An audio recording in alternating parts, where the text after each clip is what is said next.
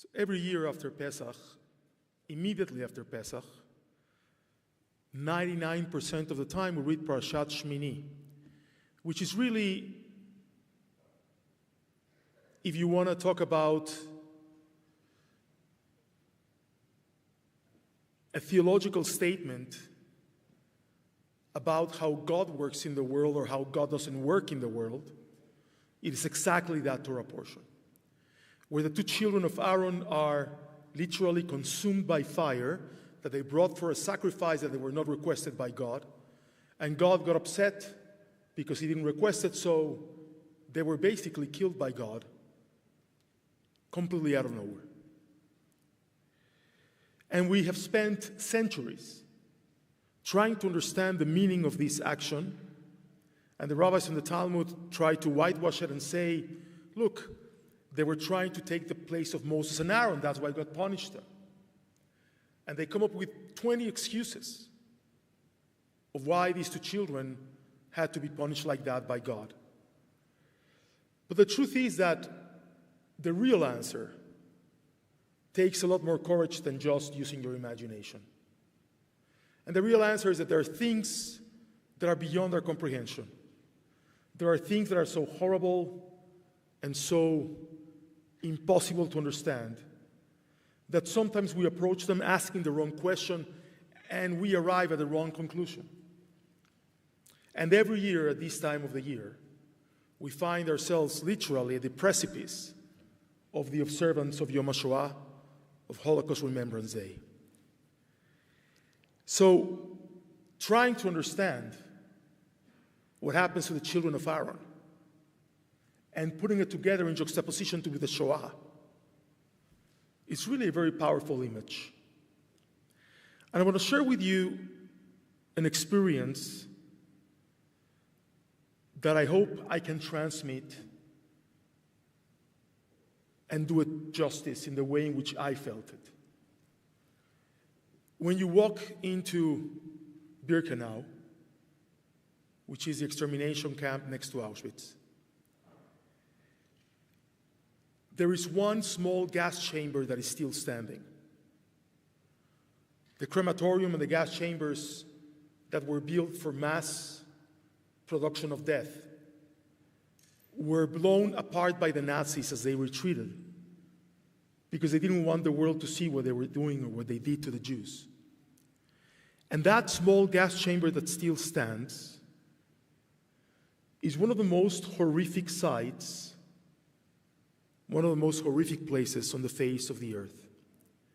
When you walk inside and you are there in the silence and the glow of the lights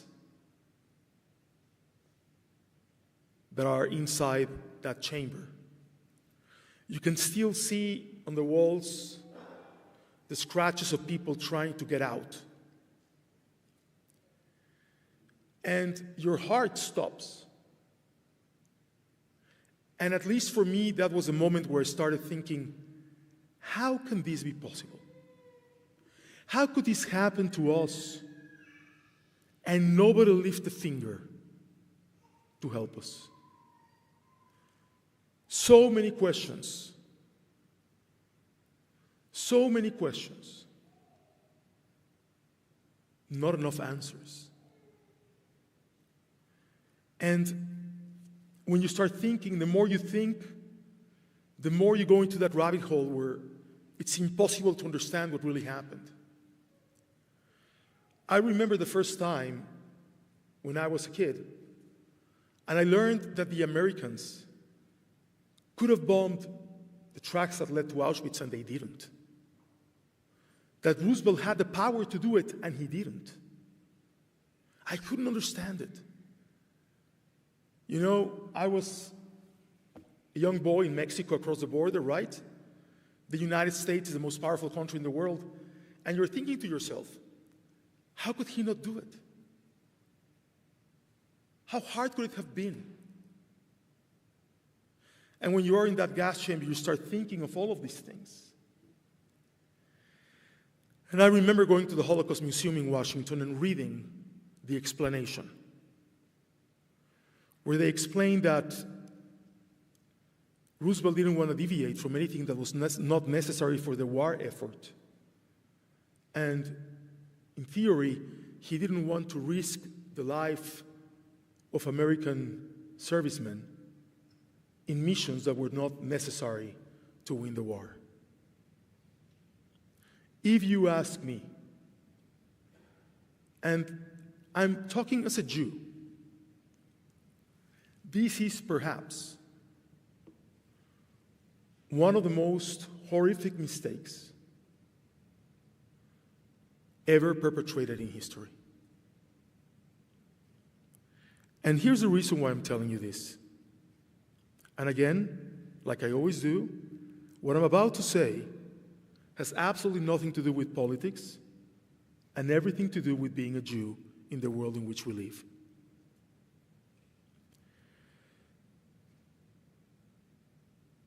If the monsters in Tehran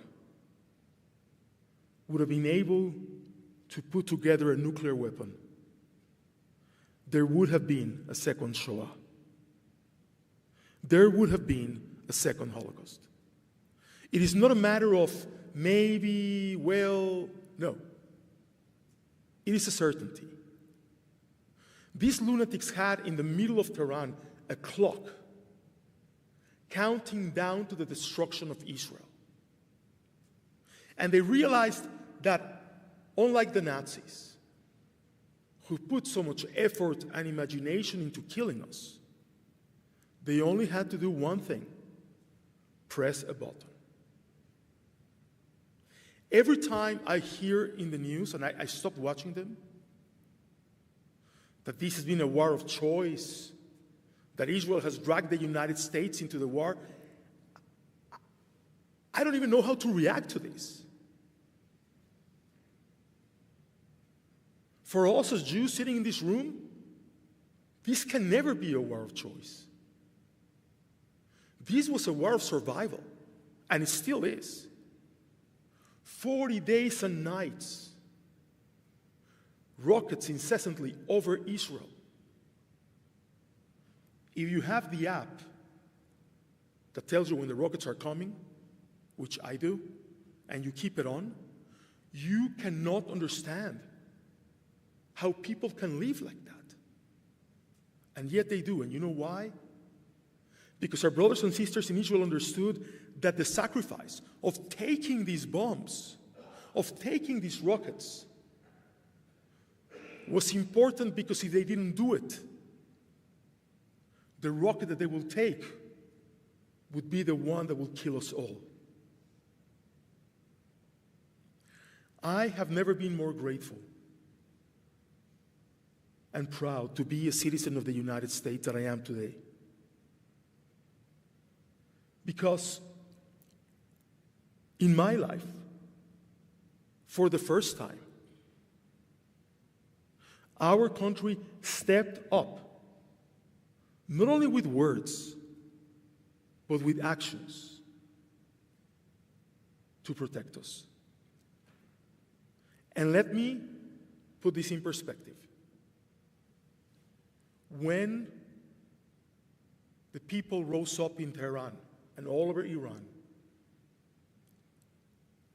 about 35,000 people died in 2 days.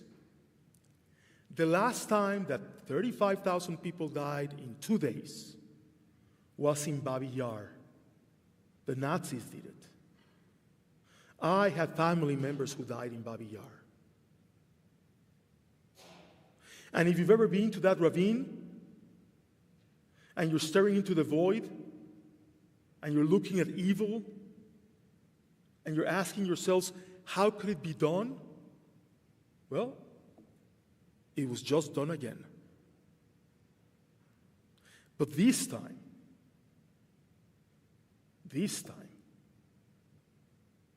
and I don't care where you stand, left, right, in the middle, the center, above or below, finally,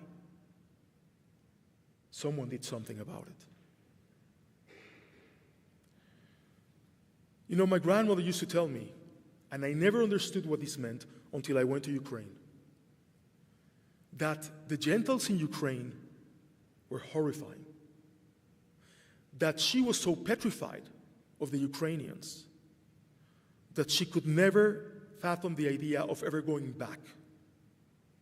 And she did once, by the way. It's a long story for another day.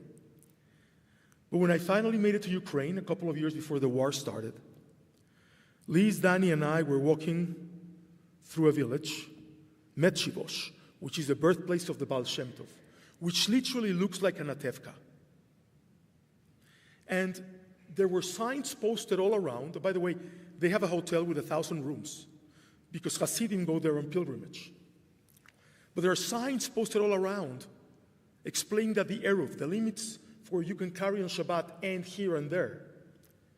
And I said to myself, why do they need an Eruv in Metchivosh? Where are they going? What are they carrying? No.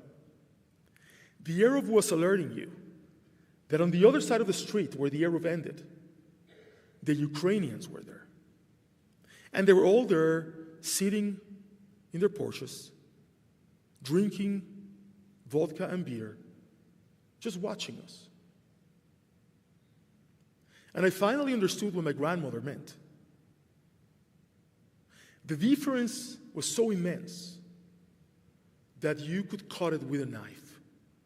And the tension, you could cut it with a knife. There are things that haven't changed. There are places in the world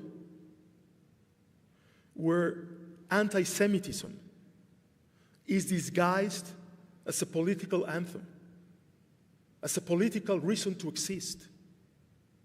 Iran is one of those places. I don't know if you saw the news, but Israel bombed a synagogue in Tehran. You know why?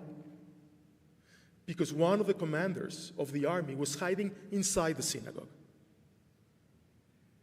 And the message is,